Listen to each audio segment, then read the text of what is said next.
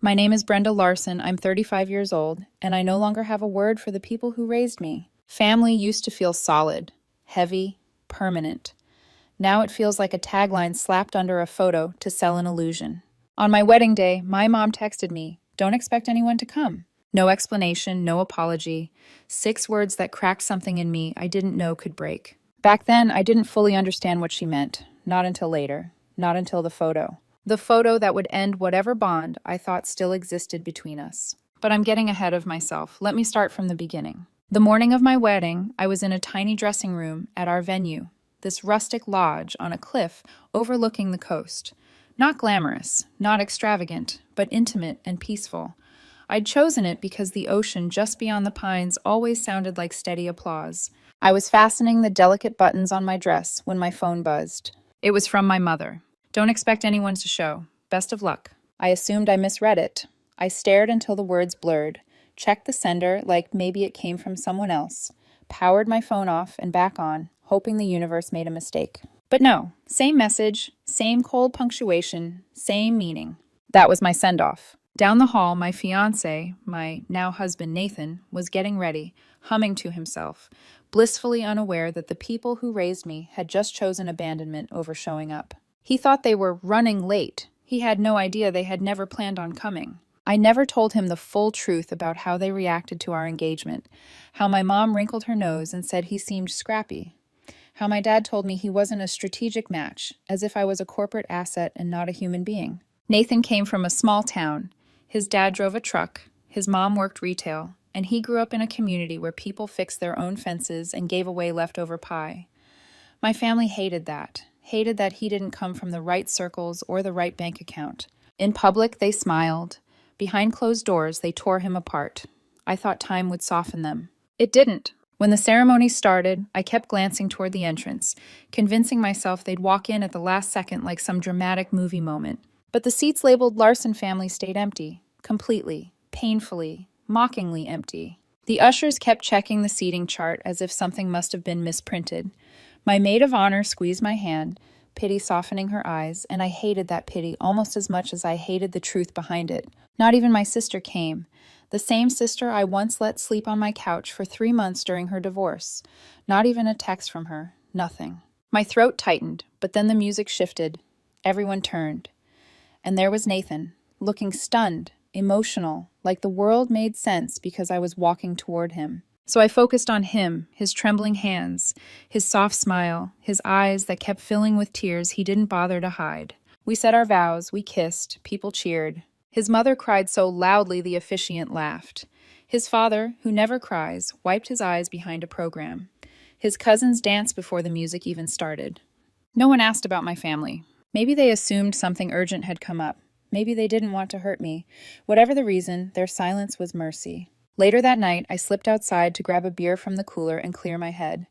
The music was thumping behind me, laughter drifting through the open doors, the sky above a dark velvet ink. My phone buzzed again. A notification from my cousin, the one who still hasn't figured out how privacy settings work. I tapped the screen, and there it was. My entire family, on a private beach in Maui, standing shoulder to shoulder in the golden sun, sunglasses on, champagne glasses raised, waves curling behind them. My mother's hair was professionally styled. My dad had his arm around my sister. My aunts were holding cocktails like they'd toasted 1,000 sunsets together. Even my dad's business partner, who has never attended a family event, was smiling wide in the middle of them. The caption read, "Finally together, love wins, had family forever." I felt something inside me slide into place, not anger, not sadness, just clarity. They didn't merely skip my wedding. They planned a parallel celebration. On purpose.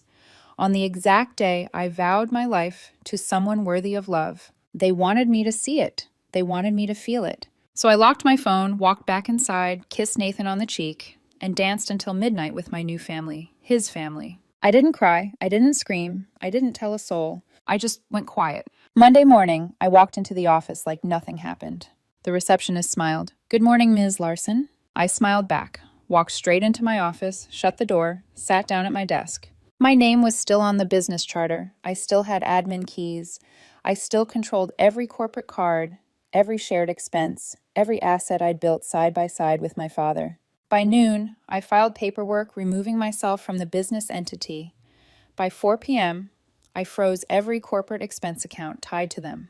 Flights, hotels, gas cards, business perks, car leases. I knew it would hit them midweek. I timed it that way.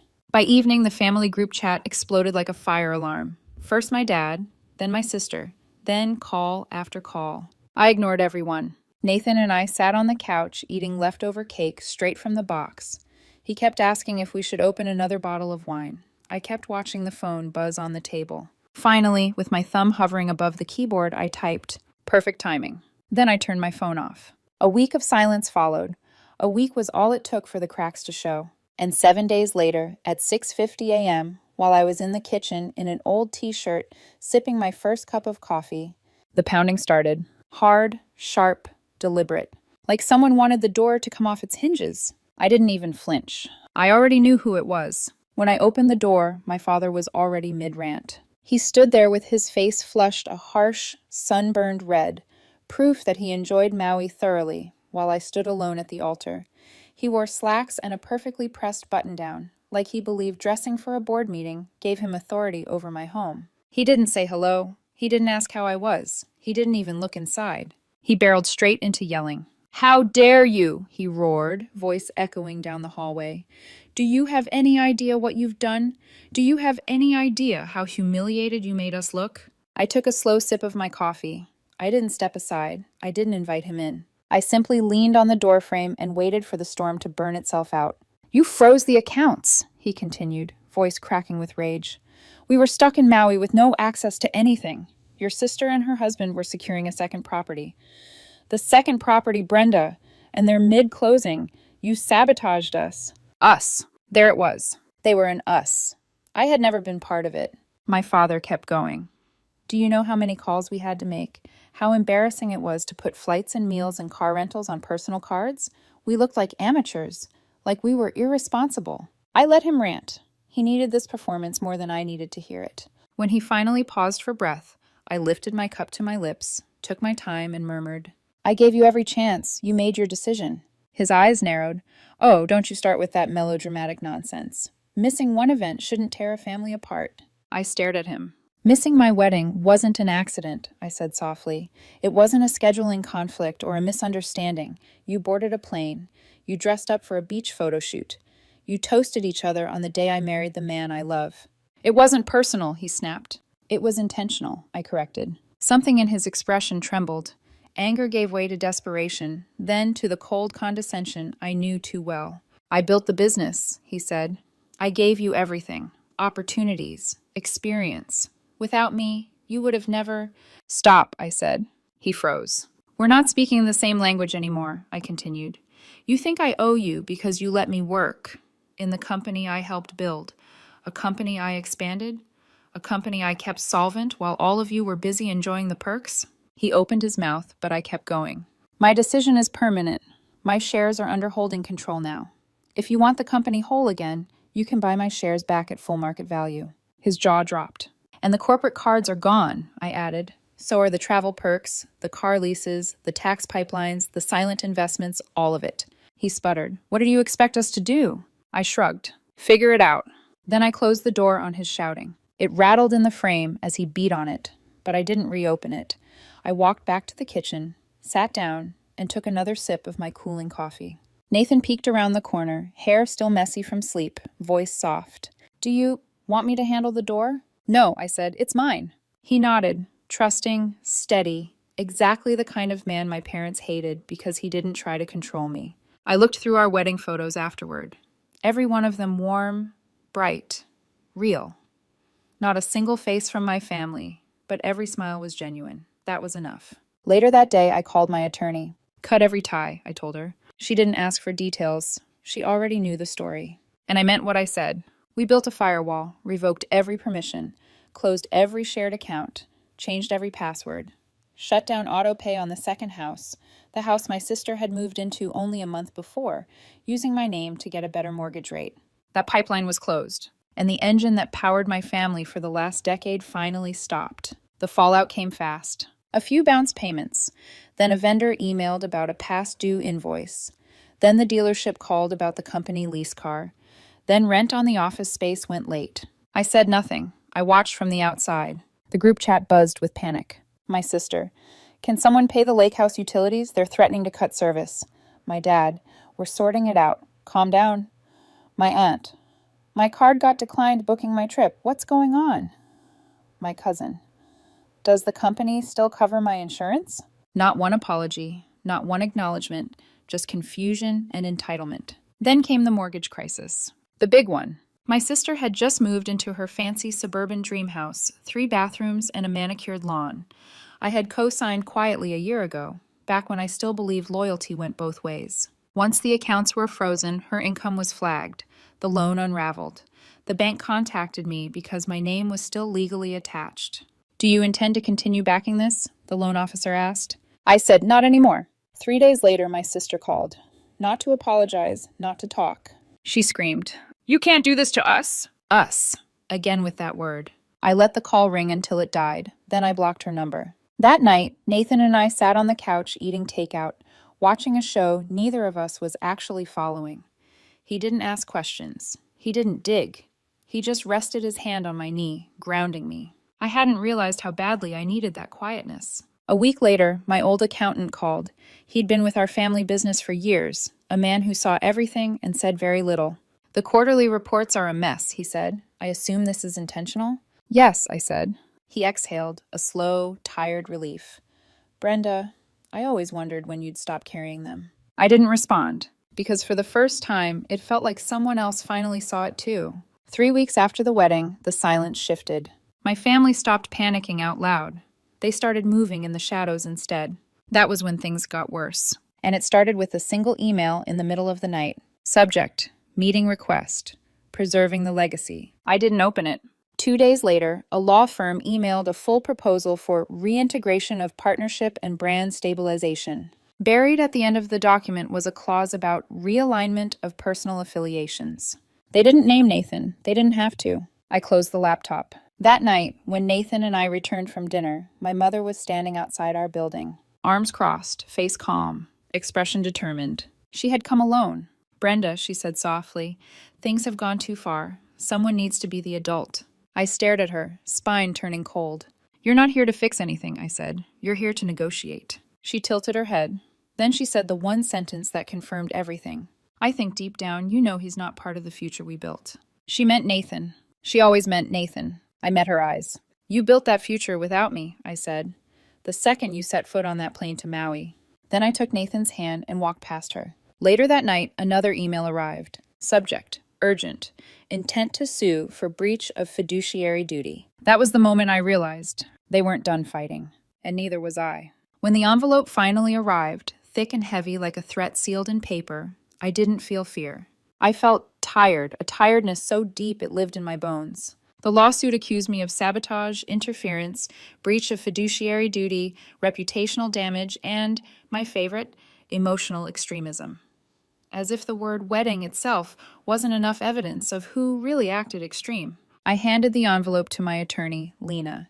She read silently, flipping pages with steady, precise fingers.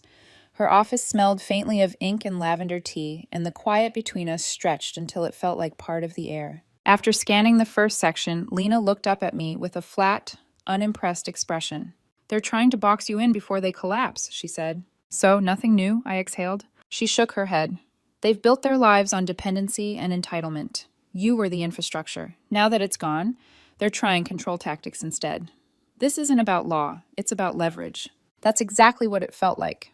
They weren't seeking justice, they were seeking me. Well, the version of me they used to own. I sat back in the chair, staring at the lawsuit, feeling strangely disconnected from it all. Everything printed in that document was a desperate attempt to rewrite history, to blame me for their own choices. Let's dismantle it, I said. Lena smiled, a sharp, satisfied smile I had learned to love. I already started. The next few weeks moved like slow fire. I warned our logistics partner. I withdrew the guarantee on the HQ lease. I sold the last of my shares in the satellite entity. None of my actions were dramatic. None were explosive. Just small, quiet moves. But when the foundation is already cracked, quiet is enough. The business began to wobble on its own. Vendors pulled away. Accounts grew unstable. Partnerships dissolved like sugar in water. My family didn't know yet, but the collapse had already started. Then came the HR tip. It landed in my inbox on a Thursday morning, just as I was making coffee. The subject line was, "You need to see this." It was from a former HR manager who still respected me more than the entire Larson family combined. Attached was a screenshot, a job application my sister had submitted. She had written that she'd been managing director of our family company for 4 years. 4 years in which she had never once attended a board meeting, answered a vendor call, handled a payroll cycle, or opened a financial spreadsheet. And she listed my name as her reference. I stared at the screen for a long second, not in shock, not in anger, in clarity. I typed one message to Mayor. Don't ever use my name again. No threats, no explanations, just the boundaries she had ignored for 35 years. She didn't reply, but by that afternoon, her LinkedIn profile was scrubbed clean, as if she was erasing the lie before anyone else saw it. I wasn't angry anymore. I was done. I was letting gravity do what it always does. By spring, the business quietly folded. No dramatic bankruptcy, no big headlines, no explosion. Just silence. The kind of silence that comes when something that was never stable finally collapses under its own weight. Nathan and I moved into a brighter apartment on the other side of town. More windows, more sunlight, a kitchen he adored. Space where the air felt clean and uncluttered by the ghosts of people who only remembered me when they needed something. Life softened around the edges. Mornings were slower. Evenings were gentler. The lawsuit fizzled out as Lena predicted. They withdrew it quietly, hoping no one would notice their retreat. Then came the letter from my father. One last attempt to rewrite history. It was filled with excuses, selective memories, and paragraphs about how everything they'd done was out of love. Near the end, he wrote, "We were right to protect the family from outsiders." Outsiders. Even after everything, even after all the years I held that business together, he still saw Nathan, my husband, as a threat. That single sentence told me more truth than the entire letter combined. I tossed it in the trash without finishing the last page. It didn't hurt. It felt like closure. Summer arrived quietly. Nathan and I took a road trip. No schedules, no fancy hotels, just us and a borrowed cabin near a lake. The kind of place where mornings smelled like pine and coffee, and nights were so still you could hear the water breathing. One night, sitting by the lake under a blanket of stars, Nathan asked me, "Do you think you'll ever speak to them again?" I watched the reflection of the moon ripple over the water. I paused, choosing my words carefully. They already said goodbye. They just didn't realize it. He nodded, pulling me closer. No judgment, no pressure, just love. Real love. The kind that doesn't need a bloodline to prove its worth. Almost a year passed before the final twist arrived. It came in the form of an unexpected email from a name I didn't recognize. Jeremy Heller, trust and estate attorney. At first, I assumed it was spam, but then I saw the subject line. Regarding the Larson Contingency Trust, immediate notice required. My pulse thudded. I called the number in the signature. The man on the phone explained that he represented a frozen contingency from my grandfather, the only person on my dad's side who ever treated me like I mattered beyond what I provided. Turns out he had created a trust, hidden, conditional, inaccessible until I turned 35. The condition? No active ties to the family business. If I still held a formal role, received benefits, or contributed to company operations at age 35, the trust dissolved. But if I had cut ties, it activated. And I had met every requirement. Within a week, it was confirmed. Properties, investment portfolios, multiple stock accounts, a warehouse full of artwork no one even knew existed, and one final envelope, a typed letter from my grandfather. I opened it with shaking hands. Inside, he wrote, "If they ever choose themselves over you, walk away and don't turn back. I'll be waiting on the other side." I covered my mouth as tears blurred the ink. Nathan pulled me into his arms. He didn't cry for the inheritance. He cried because, for the first time, someone from my bloodline had chosen us. Chosen me. Not for what I provided, not for what I managed, not for what I funded, for who I was. And that's when I understood. This wasn't revenge. This wasn't victory. This wasn't loss. It was liberation. Now Nathan and I are building something new. Not out of legacy, not out of wealth, not out of spite, but out of the values they never understood. Quiet loyalty, real love, and the strength it takes to walk away from the people who refuse to walk with you.